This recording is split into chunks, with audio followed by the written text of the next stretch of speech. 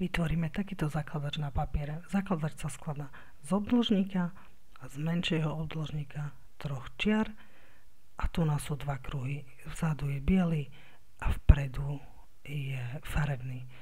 Takže vytvoríme si obdĺžnik, aby sme vedeli napasovať jednotlivé diely, tak môžeme tomu dať presné rozmery. Šírka 50, výška 150, menší obdĺžnik,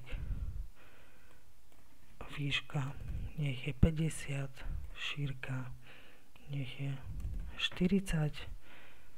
Chceme to zarovnať do stredu, takže si označíme, zarovnáme do stredu a môžeme mu zaobliť hrany.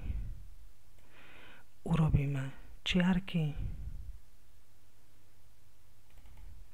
takže máme čiaru, keď tento rozmer je 40, tak tento môže byť 35. Potrebujeme 3 takéto čiarky, takže urobíme duplikáty. Označíme si čiarky, vycentrujeme, nastavíme rovnaké rozostupy medzi nimi, zoskupíme a dáme do toho nášho obdĺžnika, kde to chceme mať. Takisto s obdĺžnikom to označíme, vycentrujeme, zoskupíme. Ideme urobiť si malý kruh. Takže vyrobíme kruh, nastavíme mu veľkosť polomerov napríklad na 15. To je tento kruh. A za ním môže byť väčší kruh, takže veľkosť polomerov môže byť na 18.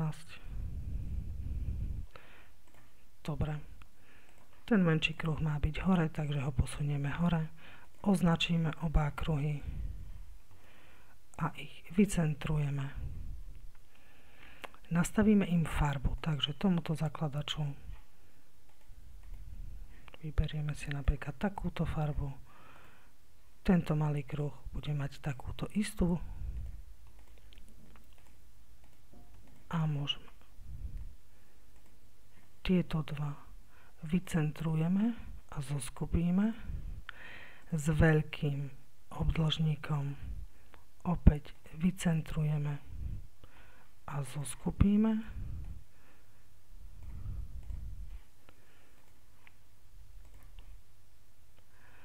Presunieme to celkom na spodok a toto máme už vycentrované. Máme zakladač.